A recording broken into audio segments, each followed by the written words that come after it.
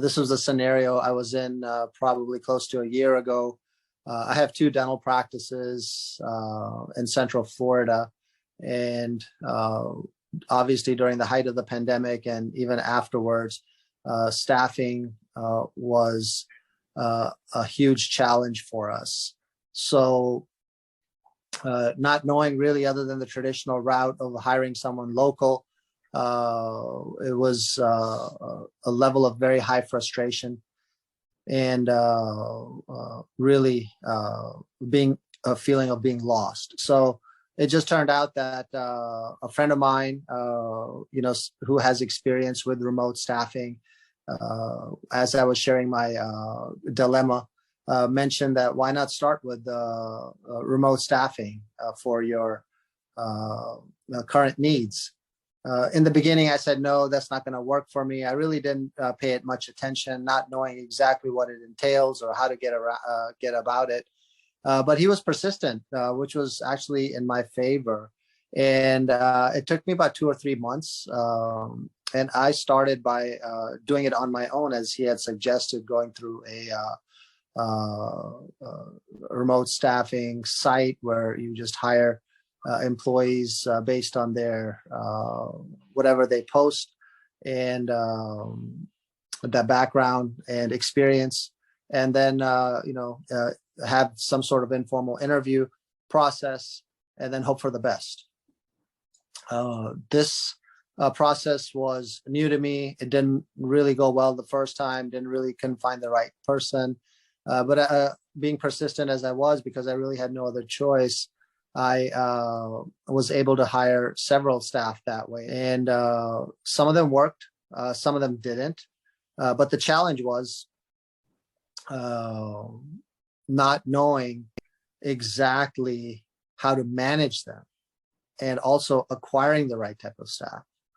So what stopped me from doing it earlier? Again, I think it boils down to two things: not having experience with working with a remote staff, and also I think as a business, defining the exact duties that can be delegated to remote staff, because obviously everything cannot be. So that was another challenge, because we never thought of it that way. Even though at the height of the pandemic, during the pandemic, and now post-pandemic, a lot of the population is working remotely. They're trying to do similar things, because sometimes they work in a mixed environment, home and business, home and remote. But the challenge is really trying to figure out how to work with a remote staff and what do you have them do. So benefits are obvious. I think, one is right off the bat is tremendous cost saving. Working with remote staff. We work specifically with the Philippines staff, which are highly educated, highly motivated, and tremendous customer experience, mannerisms, and so forth. So one is the cost saving. So for the price of one local staff, you could hire 1.5 to sometimes 2.5 times the staff to not only do the same or similar tasks, but actually do more and be more productive. And then secondly is, like I said, the staff tends to be more educated in general and easier to talk to, and for the most part, easier to train as well. The first step was actually sitting down with my office manager and just figuring out what are the tasks that they can do remotely just as well, if not better, than paying someone sitting in the office as a live staff or on site. So that's the number one thing, because our minds aren't set up that way. We were just used to working with live staff all the time, and we don't really think about tasks that can be done remotely. So that's really the number one thing is for any business owner that's wanting to go this route, is to really sit down and spend a few minutes. I'm not talking hours and hours, but spend a few minutes really thinking about what are tasks, whether they're repetitive tasks, whether they're tasks that require minimal training, or whether they're tasks that can be done ideally via phone or online via the web. So writing a detailed list and then setting some expectations in terms of how many tasks should be able to be accomplished in a day, in an hour possibly, to help you organize. So in terms of budget, I think the easiest thing is to think is, what am I going to pay if I were to hire someone local? And what are the tasks that can be done remotely? So ideally for someone that's in your office that's working live locally, is to decide what tasks can we take off their plate so they can be more productive in those tasks that can't be done remotely. And then, delegate those tasks to the ones that can be done remotely to the remote staff. So cost saving is for, like I said, for almost half the cost of someone locally. You can hire remote staff, or maybe even get two and see if they're more productive that way. And as far as other costs, they're really minimal. Many of us are already on, the main thing is having a VoIP system that the remote staff can also be assigned to. So that's one. We found in our research that really to be successful, you should have that capability. And the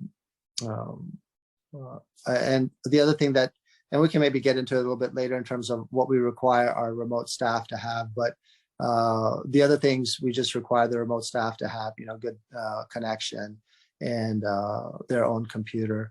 But from a client perspective, really the main thing is having a VoIP system if they're doing any customer service tasks, or the software that they have ideally should be cloud-based, so that's easy to access and train on and work with. So our remote staff does two things. One is customer service, so learning our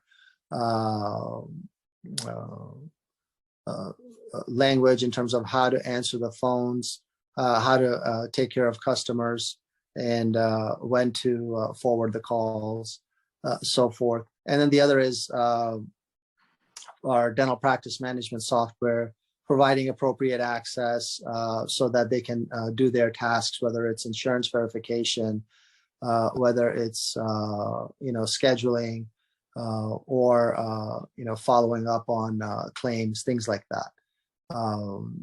So that's done. Our software is cloud-based, so it's really very easy to do that. How long does remote staff have to fully incorporate themselves into the office operations? Again, it depends on the quality of the remote staff and their capability, but we found that the Philippine staff probably tend to take half as much time in terms of learning, because they've all sort of grown up in this tech environment. So the onboarding is relatively quickly. It's not to say that it happens every time, but again, we're talking generality. So generally speaking, they pick up a lot quicker than someone working locally. These are the steps that we've incorporated into our operations. Is the recruitment, the interview process, and the hiring process.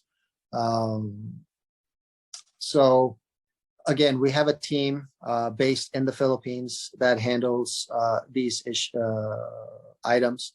And then we also have an office, our headquarters in the United States as well.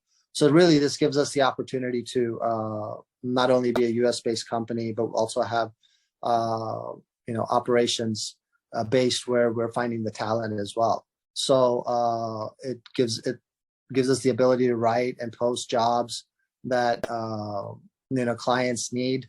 After we have our discussion with the client, we schedule the preliminary interviews and sort of filter through candidates that would be the most appropriate for that client.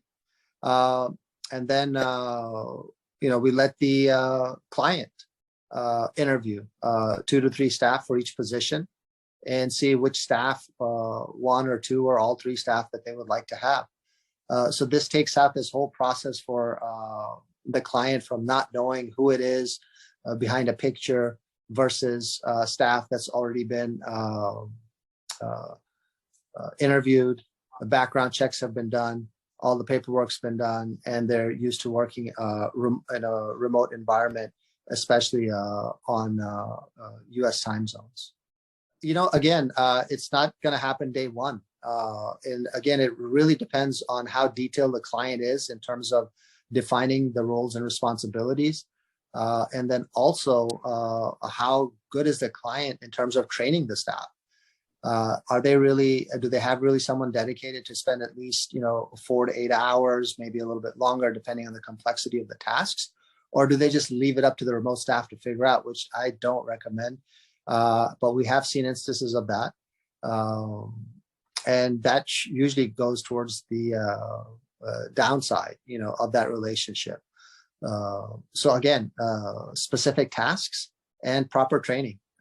Or spending the time to do that. Great thing as a company that we do is, and sort of that's our core, is that we don't want to just be a placement service for finding the staff and then leaving it up to the client to sort of figure it out.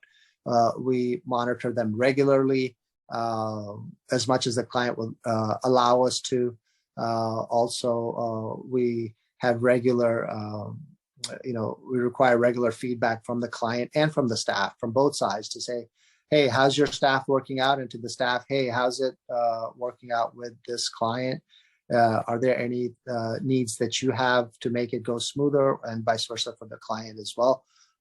So we do that as part of our service that we provide. Yeah, things that I learned, the more I do it, the more I realize that really there's just about every business out there that can benefit from having a remote staff, and also taking advantage of that, not as a cost saving but also from a productivity standpoint. If you were to do it on your own, it would definitely require a lot more time than, say, working with a company like ours, Remote Staff Solutions, that does all of the legwork, the background work, and then also continues to maintain that relationship with the client. Even in the near future, even if they don't want to even if they don't really need us or want us to continue to do the follow-ups because it's going so smoothly, but we're always there. Yeah, technology is your friend. Everyone is used to this environment. Why not take advantage of the technology and make it productive?